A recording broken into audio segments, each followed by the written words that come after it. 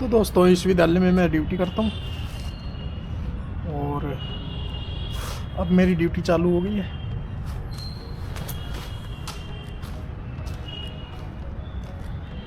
रात को मैं यहीं पे रहता हूँ।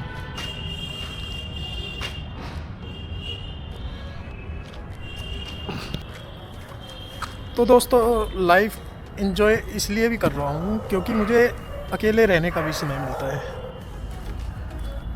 ये मौका सबको नहीं मिलता। और अब जैसे मेरे को कोई काम नहीं है, अकेला हूँ,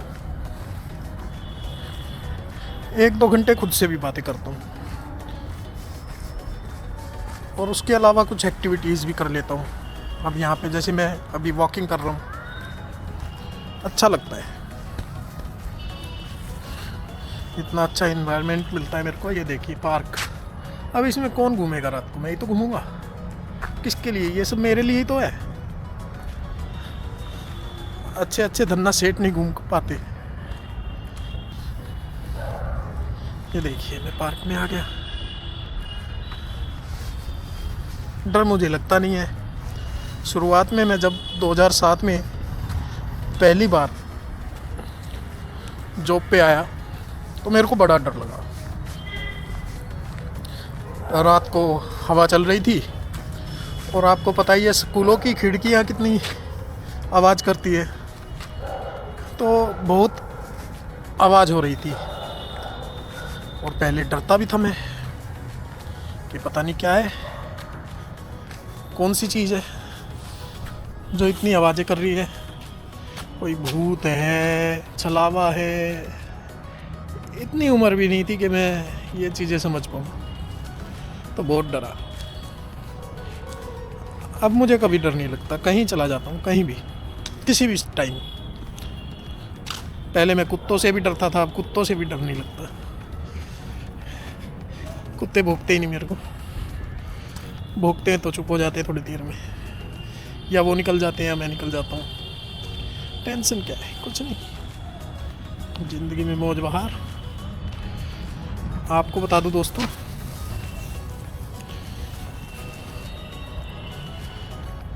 ज़िंदगी में कभी भी है ना परेशान नहीं होना चाहिए, कभी भी।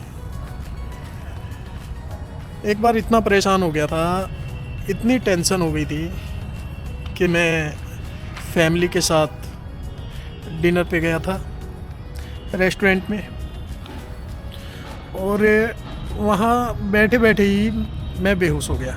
मुझे लगा मुझे नींद आ रही है, लेकिन मैं बेहोश हो चुका था। वो फेस ऐसा था कि उस टाइम के बाद मैंने फिलोसोफर्स को सुनना चालू कर दिया। उस टाइम मुझे लगता था सब कुछ ख़त्म हो गया, तबाह हो गया, मेरे पास कुछ नहीं बचा। मैं चिंता में रहता था। मेरे ऊपर 3 लाख रुपए, ओनली 3 लाख रुपए का कर्जा था। उसके बावजूद मैं इतनी टेंशन में आ गया था। और आज क्या लगता है? आज तो बहुत सारी चीज़ें समझ चुका हूँ। अब ना मैं कर्जा रखता हूँ, और कर्जा हो भी तो जाए तो कोई बात नहीं, टेंशन नहीं रखता। ज़िंदगी ये चीज़ें सिखाती है। ज़िंदगी आपको जो सिखाएगी ना, कोई टीचर नहीं सिखा सकता। लाइफ आपकी ज़िंदगी का सबसे बड़ा टीचर है। और मुझे तो भगवान ने इतना कुछ दिया है। भगवान, ईश्वर या कुछ भी, या जिसको जो भी दिया है, अगर उसकी कदर करनी सीख जाए ना, तो वो बंदा कभी परेशान नहीं रह सकता लाइफ में। वो अपने काम से प्यार करना सीख जाए। एक्चुअली मैं देखता हूँ, मेरे जो दोस्त थे, एक दोस्त मेरा इलेक्ट्रीशियन, वो चाहता बहुत कुछ अचीव कर लेता है। इलेक्ट्रीशियन का काम छोटा नहीं है दोस्तों, लेकिन हमेशा शिकायत रखना कि मेरे साथ ये गलत हो गया, मुझे उसने ये बोल दिया। भैया दुनिया है, बोलती है, बोलने दो। दुनिया तो ऐसे ही बोलती आई थी, ऐसे ही बोलने दो। आप कब तक परेशान रहोगे? आपकी परेशानी का हल आप खुद हो। अब ये कुदरत भी ये कहती है कि आपको क्या चाहिए। आप जब कहते हो ना कि मेरे को उसने परेशान कर दिया, इसने परेशान कर दिया, उसने इसने नहीं समझती कुदरत। वो समझती है कि आप परेशानी का नाम ज़्यादा ले रहे हो, तो आपको क्या देगी? परेशानी। जब आप कहते हो ना खुद मैं बहुत खुश हूँ, वो चीज़ें निकल के आती हैं, पता लगती है एक्चुअल में। जब हम कहते हैं कि मेरी लाइफ बहुत अच्छी जा रही है, एक बार कहना शुरू करो, फिर देखो कमाल। लाइफ एक्चुअली में अच्छी जाएगी, लाइफ एक्चुअली में अच्छी जाती है। लेकिन किसकी? जो ये मानता है कि उसकी लाइफ अच्छी है, चाहे उसकी ज़िंदगी में समस्याएं तमाम हो। लेकिन जब हम उस तरह की पॉजिटिव बातें करते हैं ना, तो पॉजिटिव वाइब्स आती हैं। आप उन पॉजिटिव चीज़ों को समझना शुरू कर देते हैं जो अभी तक आप नहीं समझ रहे थे। वो तभी पॉसिबल है जब आप कहोगे। जब आप नहीं कहोगे और हर चीज़ में अपनी परेशानियां गिनानी शुरू कर दोगे, तो कुदरत आपको वो ही चीज़ देगी जिस चीज़ की आप बात कर रहे हो सबसे ज़्यादा।